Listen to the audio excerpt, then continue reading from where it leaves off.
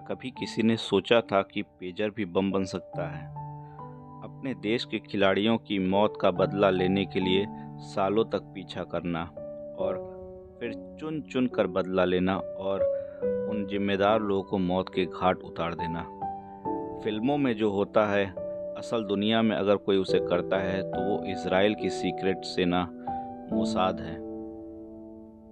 Israel की secret agency Mossad ने वो कारनामे कर दिखाए हैं जिनके बारे में सिर्फ लोग सोच सकते हैं, और अब मोसाद ने वो काम किया है जिसके बारे में दुनिया बस सोच के हैरान है कि क्या ऐसा भी मुमकिन है। 17 सितंबर को मोसाद ने वैसा किया जो शायद कभी हुआ ही नहीं है। 17 सितंबर को लेबनान पेजर बम के धमाकों से दहल उठा। आज की इस जनरेशन ने तो शायद पेजर को सुना भी नहीं होगा कि पेजर जैसा भी कुछ होता है, लेकिन 90s में यह एक मोबाइल जैसा ही एक सिस्टम हुआ करता था जिस पर सिर्फ मैसेज आते थे। पर आज के समय में क्यों कोई पेजर का इस्तेमाल करेगा, यह एक आश्चर्य की बात है। 17 सितंबर को लेबनान की राजधानी बेरूत सहित आधे दर्जन शहरों में लगभग 3000 लोगों के पेजर में बीपी आवाज आई। लोगों को लगा कि मैसेज आया है। एक साथ यह बीप हुआ और ये आवाज चलती ही रहती है। जब लोगों ने यह मैसेज पढ़ना चाहा तो 3000 पेजरों में एक साथ धमाका हुआ। छोटे बड़े कई जगहों पर ऐसे धमाके हुए, इसमें कई मारे गए और कई घायल हुए।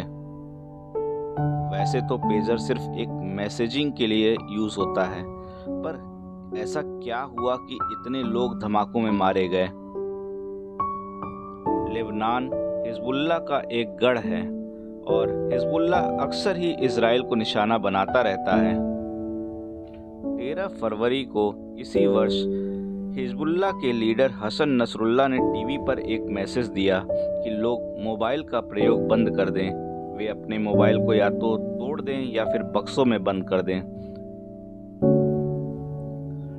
इस मैसेज का कारण था कि इजराइल ने मोबाइल के द्वारा लोकेशन का पता कर ड्रोन द्वारा कई हमले किए और कई कमांडरों को मार डाला था, जिस कारण नसरुल्लाह ने अपने कमांडरों को ये आदेश दिया कि वे मोबाइल का प्रयोग ना करें।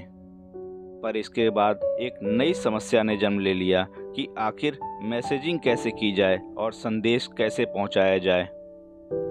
इसके लिए एक नई चाल सोची गई और 90 के समय में यूज होने वाले पेजरों का प्रयोग करना शुरू किया गया।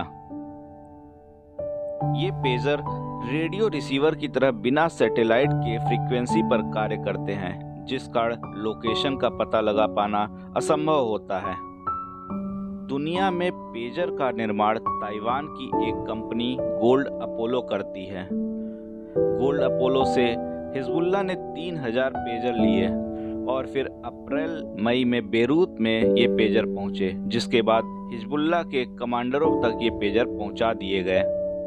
17 सितंबर को दोपहर में ये पेजर एक साथ बज उठते हैं और धमाकों में 2700 लोग घायल हो जाते हैं और लगभग 20 लोग मारे जाते हैं। ईरान का एम्बेसडर जो उस समय बेरूत में था, वो भी एक ऐसे व्यक्ति के साथ था जिसके पास यह पेजर था और धमाके में उसकी एक आंख चली जाती है।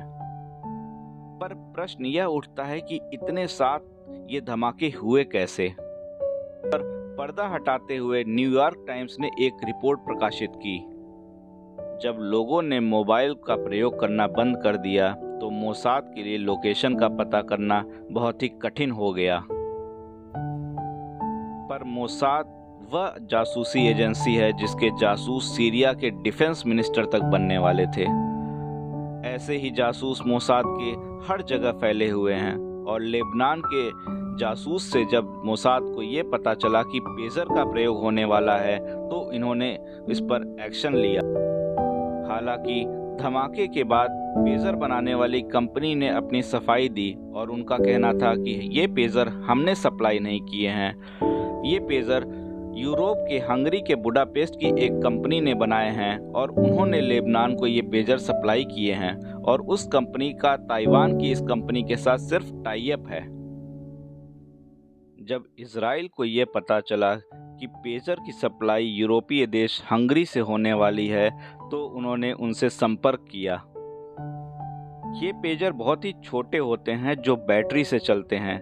इजराइल ने इन बैटरियों में एक 30 ग्राम के लगभग PETN विस्फोटक मिला दिया जो एक चिप की तरह थे और कोड से ऑपरेट होते थे। जब यह चिप एक्टिव होती तो बैटरी हीट होती और ब्लास्ट हो जाता, और इसी तकनीक का इजराइल ने प्रयोग करते हुए इन 3000 पेजरों को एक साथ एक्टिवेट कर दिया और ब्लास्ट हो गया। ताइवान की कंपनी ने अपना पल्ला झाड़ते हुए अपने डॉक्यूमेंट दिखाए और उन्होंने कहा कि उन्होंने रिसेंट टाइम में 2,60,000 पेजर बनाए हैं जो कि सिर्फ ऑस्ट्रेलिया और USA में सप्लाई किए गए हैं। पेजर के इस बम धमाके से पूरी दुनिया दहल उठी है और अब लोग सोच में पड़ गए हैं कि क्या ऐसा भी हो सकता है। तो साथियों, अगर आपको ये जानकारी पसंद आई हो तो चैनल को ज़रूर सब्सक्राइब करिएगा और वीडियो को भी लाइक करिए। साथ ही अपने विचार कमेंट में ज़रूर दें। धन्यवाद।